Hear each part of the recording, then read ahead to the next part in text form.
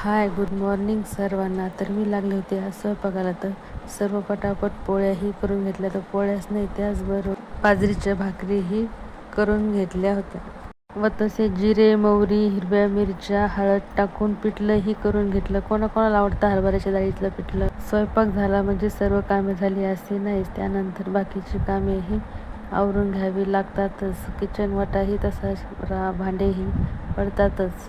त्यानंतर किचन वाटाही साफ करायला घेतला व लगेच गॅसही पुसून घेतला. स्वयंपाक केल्यावर त्यानंतर पुसावेच लागते.